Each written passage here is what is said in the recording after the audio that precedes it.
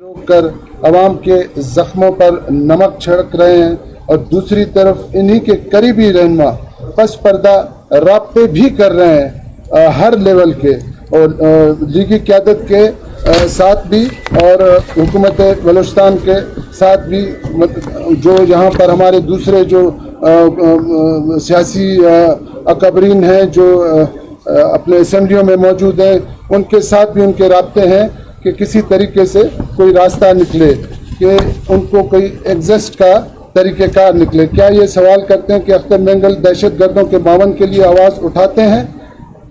कितने यहाँ पर बेगुनाह लोगों को कत्ल किया गया, कभी उन्होंने किसी के खिलाफ उस हवाले से आवाज़ उठाया? मगर आज तक किसी बेगुनाह मजदूर, किसी मासूम शहरी के कत्ल पर इनके मुंह से मजम्मत का अल्फाज हमने तो आज तक नहीं सुना।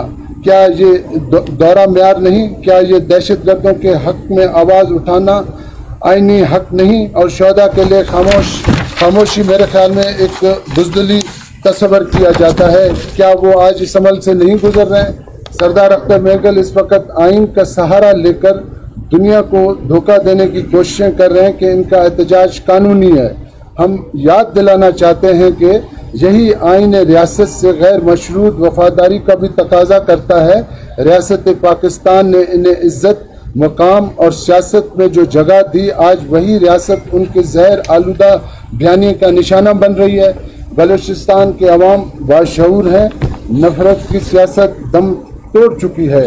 सरदार अख्तर मेंगल और इनकी जमात आज एक यूनियन काउंसिल की सियासत में सिमट कर रह गई है। उसकी भी वजूहत है। उसकी ये वजूहत है, आप सब लोगों को मालूम होगा कि जब जाम साहब की हुकूमत थी, आखिर में जिस तरह जाम साहब को हटाया गया, उसमें सरदार साहब का और बीएनपी मेंगल का एक बहुत बड़ा रोल था और वो साल डेढ़ साल भी इन्हीं की हुकूमत थी और यही हुक्मरान सबसे ज़्यादा बेनिफिशरीज थे उस वक़्त।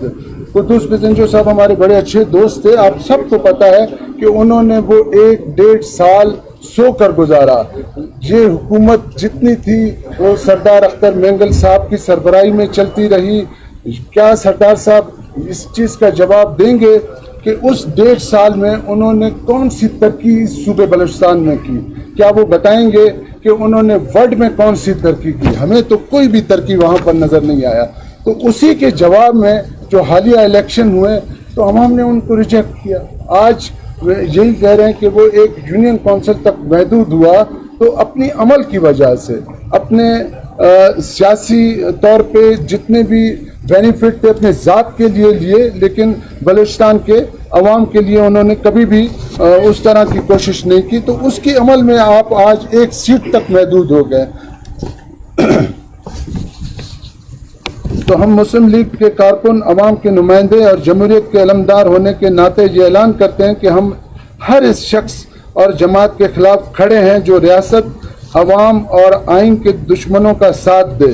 हम बलूचिस्तान की तरक्की, अमन और खुशहाली की राह पर गामजन देखना चाहते हैं बलूचिस्तान को, ना कि किसी शख्स की खुदगर्ज सियासत की भेंट चढ़ता हुआ। सरदार अख्तर मेंगल को मुतलबा करते हैं कि वो अब मज़ीद अवाम को गुमराह नहीं कर सकते। इनकी असलियत खुल चुकी है और इनका सियासी मुस्तकबिल तारीख का एक इबरतनाक बाब बनने वाला है। अल्लाह पाक पाकिस्तान का हामी और नासिर हो। पाकिस्तान जिंदाबाद, बलूचिस्तान पाइंदाबाद। अच्छा सर, आप हुकूमत में हैं और हुकूमत के जो अरकान होते हैं वो सब्र से काम लेते हैं। धरना जारी है, उन्होंने इल्ज़ाम तराशी की है, तो आप लोग तरफ से इल्ज़ाम तराशी क्या ये दुरुस्त है? आप लोग को धरना ख़त्म करने के लिए हर किरदार अदा करना चाहिए। दूसरी तरफ जो भी मुतालबात हुकूमत की कोशिश होती है उनको मंजूर करे या किसी न किसी तरीके धरना वगैरह ख़त्म करें। दूसरी बात सियासी अगर इख्तिलाफात की बात है या जो बातें आप करें इस तरह, तो आप लोगों की तरफ भी बहुत सी बातें हैं। आपने भी इलेक्शन के दौरान 2-3 जमायतें छोड़कर जो है फिर नूर लीग में आता है। इस तरह अगर इल्ज़ाम तराशी दोनों तरफ से होगी तो मामला ख़राब होंगे। हुकूमत होनी चाहिए कि सर सुलझाए इन मामला को। देखिए, हुकूमत ने तो अपने साइड पे बड़ी कोशिश की। हमारे वुज़रा एक दफ़ा नहीं 2-3 दफ़ा सरदार अख्तर मेंगल के पास गए। लेकिन अगर कोई ये समझता है कि हम किसी एहतजाज के नतीजे में اپنے ناجائز باتوں کو منوائیں گے، یہ طریقہ کار تو نہیں ہوتا ہے. یہ تو کسی بھی دنیا میں میرے خیال میں اس طرح نہیں ہوتا ہے. اگر یہی چیز ہونا ہے تو میرے خیال میں بہت سارے معاملات جو ہیں کورٹوں میں مختلف لوگوں کے کیسز چل رہے ہیں، پھر پورا پاکستان روڈ پر آ کر بیٹھ جائے. تو ہم نے تو اپنی طرف سے ہر کوشش کی، ہر طریقہ جو سیاسی طریقہ ہوتا ہے. آج بھی ہم یہ کہنا چاہ رہے ہیں، جس طرح آپ نے یہ سوال کیا، میں بھی یہ سوال کرنا چاہتا ہوں کہ آج ہم بلوچستان کو کہاں لے کر جانا چاہتے ہیں. جو بلوچستان کے حالات ہیں، ہم جتنے بھی اپنے سیاسی اکابرین ہیں جن کا بڑا رول رہا ہے اس صوبے میں، آج وقت آ چکا ہے کہ آدھا تیتر آدھا بٹیر نہیں ہونا چاہیے. اب ہم نے ایک لائن پکڑنا ہے، ہم نے بلوچستان کو ٹھیک کرنا ہے. بلوچستان مزید اس طرح نہیں چل سکتا ہے. ہماری تو کوشش رہی ہے کہ ہم سردار اختر مینگل کے ساتھ ڈائلاگ کے ذریعے بات چیت کو یہیں پر ختم کریں. جو ان کے ایشوز ہیں، جو جائز ایشوز ہیں، وہ تو گورنمنٹ ماننے کے لیے تیار ہے. کچھ اس طرح کے ایشوز انہوں ضد ہے کہ جی فلاں کو آپ رہا کریں. تو یہ کچھ چیزیں کورٹ کے میٹرز ہیں. اگر کورٹ کے میٹرز روڈوں پہ طے ہوں گے تو پھر میرے خیال میں کورٹوں کو بند ہونا چاہیے. یہ کوئی بنانا اسٹیٹ نہیں ہے. پاکستان کا اپنا ایک آئین یہاں پر موجود ہے، آئین کے مطابق چیزیں ہو رہی ہیں. سر، آپ نے ابھی بات کی کہ سردار اختر مینگل سے بات چیت ہو رہی ہے. سردار اختر مینگل نے ایاز صادق سے بات چیت کی، وہاں سے آپ کو کیا انسٹرکشنز آئی؟ جو گزارشات وہاں پہ کی گئی، نون لیگ بحیثیت گورنمنٹ کا حصہ ہوتے ہوئے اس سے کس حد تک برج کا کردار ادا کر رہی ہے؟ ایک سیکنڈ تھنگ یہ ہے کہ آپ نے کہا کہ سردار اختر ریاست کے خلاف بات کر رہے ہیں. گورنمنٹ کا جب بیانیہ فیل ہو جاتا ہے یا وہ چیزیں بہتر نہیں لگتی تب ریاست کی طرف لوگوں کی انگلیاں اٹھتی ہیں. تو آپ اپنے آپ کو کس حد تک بحیثیت گورنمنٹ ذمہ دار سمجھتے ہیں؟ دیکھیں، جب کسی میں زیادہ فرسٹریشن بڑھ جاتی ہے نا، جو وہاں سائڈ سے جو ریاست کے خلاف بات ہو رہی ہے، میں نے پہلے کہا کہ ایک 10-11 سیٹوں کے ساتھ جو 2018 میں موجود تھی، آج ایک سیٹ تک محدود ہو گئی. تو اس فرسٹریشن کی وجہ سے وہ اس طرح کی باتیں کر رہے ہیں. گورنمنٹ نے تو ان کو ہر لحاظ سے بات چیت، رسپیکٹ، جو ان کا ڈیو بنتا ہے، ہم ہر حوالے سے ان کی رسپیکٹ کرتے رہے. لیکن ان کا طریقہ کار جو تھا نا وہ عجیب ہے. وہ بس بضد ہے، وہ بس ایک ضد پہ ہیں کہ جی ضد پہ چیزیں نہیں چلتی ہیں. چیزیں جو ہیں وہ پولیٹیکلی انداز سے دیکھی جاتے ہیں، مانی جاتی ہیں. جس میں کوئی راستہ ہو، جو راہ ہو، لیگلی چیزیں ہوں، تو اس کے لیے تو گورنمنٹ آج بھی تیار ہے. جہاں تک آپ نے سردار ایاز صادق صاحب کی بات کی، تو میں دوبارہ ادھر ہی آتا ہوں کہ ہم نے ہماری قیادت نے ان سے بالکل رابطہ کیا، ان سے بات کی، ان کو یہی کہا کہ جی ان چیزوں کو پولیٹیکلی دیکھیں. لیکن مجھے سمجھ میں نہیں آ رہا ہے کہ سردار اختر مینگل صاحب جیسا شخص جو بڑا ہی اس بلوچستان میں وزیر اعلیٰ بھی رہے ہیں اور کئی دفعہ MP رہے ہیں، ان کے والد صاحب وزیر اعلیٰ رہے ہیں، آج وہ ایک ضد پر آ کر رک گئے. ضد پر تو چیزیں نہیں چلتی ہیں. وہاں پر بھی ان کا یہی ضد تھا کہ جی یہ چیز ہوگی تو ہم پھر آگے جائیں گے. تو اس وجہ سے یہ ابھی تک معاملہ ڈیڈ لاک میں ہے کہ وہ پولیٹیکلی انداز میں چیزوں کو دیکھنے کے لیے تیار نہیں ہے. وہ ضد پہ کھڑے ہیں. ابھی ضد پہ تو گورنمنٹ کسی کی بھی بات نہیں مانے گی. اگر ضد ہے تو ظاہر ہے گورنمنٹ کی سائڈ پہ بھی ذمہ داری ہے. وہ اس نے اپنے یہاں پر امن و امان قائم کرنا ہے. لوگوں کی جو تکلیفیں ہیں وہ ہم دیکھ رہے ہیں، ہم نے وہ ٹھیک کرنا ہے. آپ دیکھیں جس طرح وہ روڈوں پر آ کر بیٹھے ہوئے ہیں، لوگ سفر کر رہے ہیں. بلوچستان سے آپ کا نصیر آباد کی طرف، اس کے بعد سندھ کی طرف جاتے ہیں، اس طرف آپ کا خوزدار کراچی کی طرف جاتے ہیں. سارے راستے ڈسٹربیوٹ. یہ کون سی جو ہے آپ خدمت کر رہے ہیں لوگوں کی؟ یہ خدمت تو نہیں ہے، الٹا آپ نے بلوچستان کے لوگوں کو تکلیف میں ڈالا ہے. تو ہم یہی گزارش کریں گے کہ چیزوں کو پولیٹیکلی انداز سے دیکھیں. گورنمنٹ پولیٹیکلی ڈائلاگ کرنے کے لیے ہر وقت تیار ہے. آج بھی تیار ہے، کل بھی تیار ہے، ابھی بھی تیار ہے.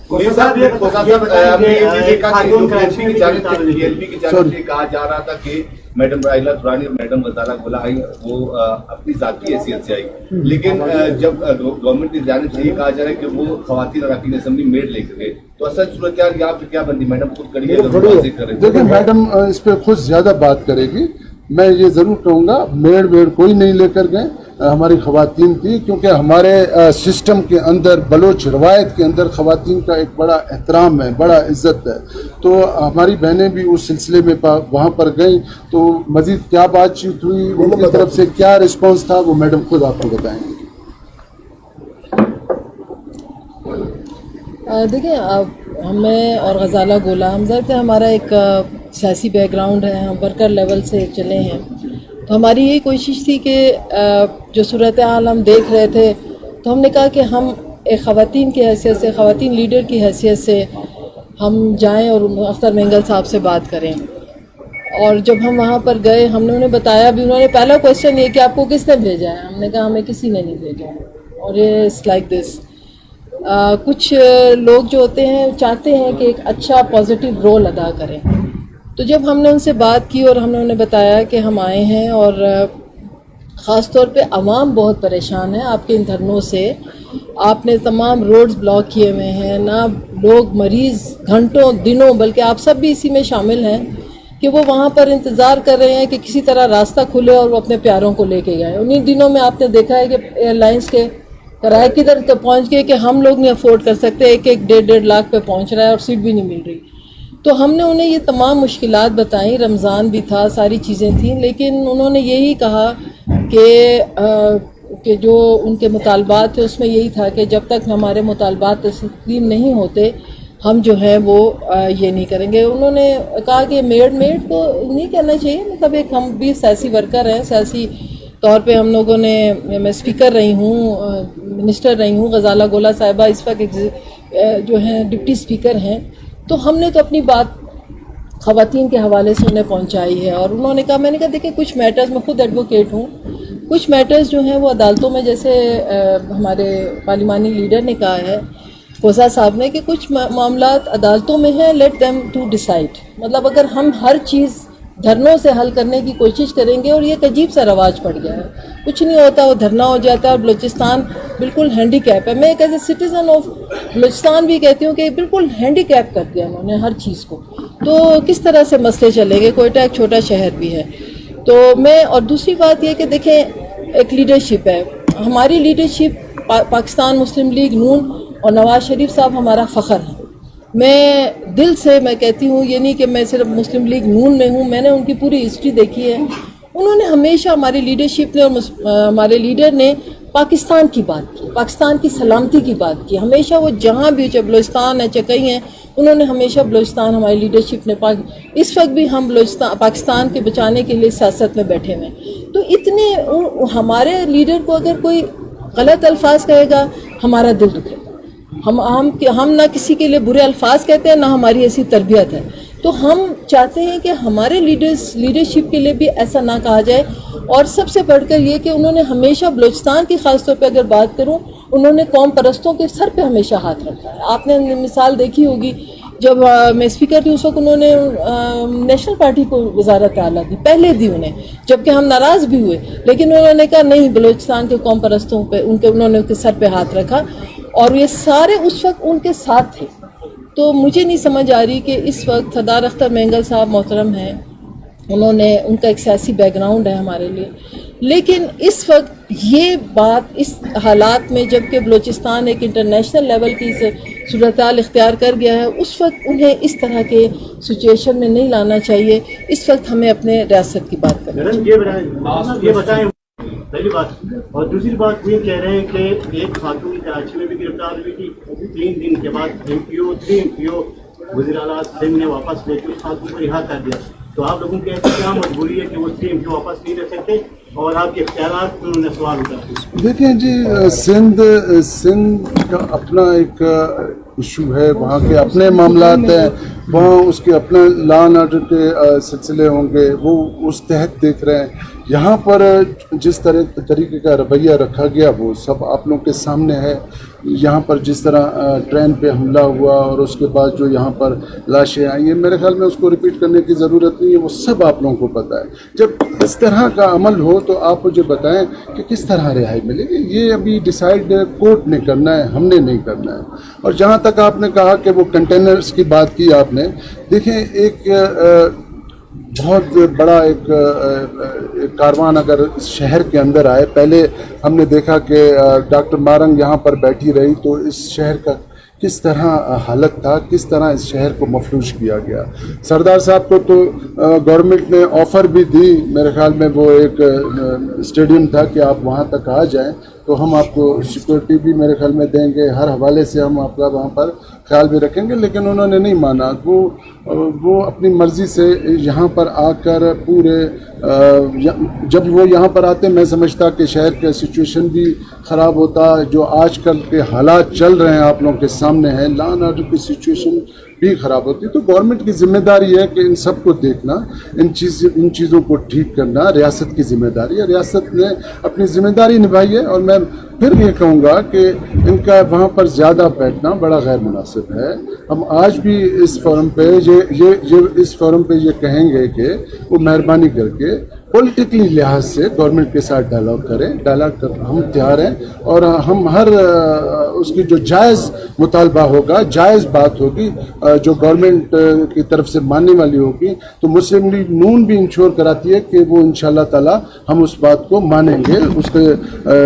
ہم چاہتے ہیں کہ اس صوبے کے جس طرح کے معاملات ہیں، اب ان کو بھی یہ دیکھنا ہوگا۔ یہ دیکھیں، ان کا میں پھر کہتا ہوں، 1000 اختلافات کے باوجود اس صوبے کے اندر ان کا ایک بڑا کنٹریبیوشن ہے۔ تو میں صرف BNP مینگل نہیں، باقی بھی جتنے پارٹیز ہیں ان سے بھی یہ گزارش کروں گا کہ آ کر مل کر بیٹھنا چاہیے۔ اب ہمیں اس صوبے کو اس طرح نہیں ہم آگے لے جا سکتے ہیں، ہم نے ابھی ڈیسائیڈ کرنا ہے سب نے مل کر کہ اس صوبے کو کس طرح آگے لے جایا جائے۔ تو میرے خیال میں اب اس کی اشد ضرورت ہے کہ جتنی جلدی ہو سکے، جتنے اکابرین ہیں مختلف پارٹیز کے، تو سب کو بیٹھ کر اس مسئلے کا حل نکالنا چاہیے۔ سر صاحب ایک بات بتائیں کہ لگتا ہے ایسا ہے کہ گورنمنٹ کے اندر بھی اب پیدا کیا جا رہا ہے۔ میڈم کہیں تو یہ تھا کہ تعصب کی جیت چکے، یہ حکومت میں ہے تو حکومت کی طرف سے گئی ہیں، لیکن یہ اپنی ذاتی حیثیت سے گئی۔ چیئرمین سینٹ بھی گئے تو لوگ یہی سمجھ رہے تھے کہ گورنمنٹ کی طرف سے گئے، جبکہ سردار اختر کا یہ کہنا ہے کہ وہ ذاتی حیثیت سے ہے۔ لگتا ہے کہ گورنمنٹ کو بھی غلط گائیڈ کیا جا رہا ہے اور وہاں بھی صحیح بات نہیں پہنچائی جا رہی۔ دیکھیں، مجھے بھی سردار صاحب کی طرف سے پتہ نہیں ہے، لیکن گورنمنٹ کا پہلے دن سے ہی کوشش تھا کہ اس کو پولیٹیکلی انداز سے ہم ڈیل کریں، تو اسی کے نتیجے میں ہمارے بہت سارے وزراء گئے، ہماری فیمیل منسٹر صاحبہ گئیں، ایون کہ ڈپٹی ہمارے اسپیکر صاحبہ گئی، یہ سب ظہور بلیدی صاحب گئے، اس کے ساتھ میرے خیال میں شعیب نوشروانی صاحب تھے، بخت کاکر صاحب تھے، بہت سارے لوگ گئے۔ ہمارا تو پہلے دن سے ہی کوشش تھا کہ اس معاملے کو، اس ایشو کو ڈائلاگ کے ذریعے ہم حل کریں، جو سردار اختر مینگل کے جائز معاملات ہیں۔ لیکن میرے خیال میں جس طرح آپ کہہ رہے ہیں، تو وہ تو ابھی سردار صاحب خود ہی اپنے اندر اپنے لوگوں میں تلاش کریں کہ کون غلط فہمیاں پیدا کرنے کی کوشش کر رہی ہے۔ گورنمنٹ آج بھی اس کو اسموتھلی اس کا حل نکالنا چاہتی ہے۔ سر، کیا صوبائی حکومت کے ساتھ اس کا وہ اختیار رکھتا ہے، جیسے سردار اختر مینگل نے کہا کہ جو لوگ ہمارے پاس مذاکرات کے لیے آئیں وہ بے اختیار لوگ ہیں، بااختیار لوگ نہیں ہیں؟ دیکھیں، جو وہ میں آپ کو یہ بتاؤں، ہمارے جتنے بھی وزراء گئے وہ سارے با اختیار ہیں۔ اب جس طرح کا ان کا ڈیمانڈ ہے، اگر اس کا ڈیمانڈ پورا نہیں ہوتا ہے تو وہ کہتے ہیں کہ جو بے اختیار ہے۔ بات یہ ہے، تو میں نے پہلے کہا کہ جو جائز معاملات ہیں الحمدللہ ہم جتنے بھی ہیں سب بااختیار ہیں۔ آپ وہ بھی بتا دیں، میڈیا تمام موجود ہے، ان کے ناجائز مطالبات کون سے ہیں جس میں مذاکرات نہیں ہو سکتے؟ آپ دیکھیں نا، ان کا صرف ایک ہی ایجنڈا ہے جو اس وقت کورٹ میں چل رہا ہے، وہ چاہ رہے ہیں، اس کے علاوہ اور کچھ بھی نہیں ہے۔ بہت بہت شکریہ، تھینک یو۔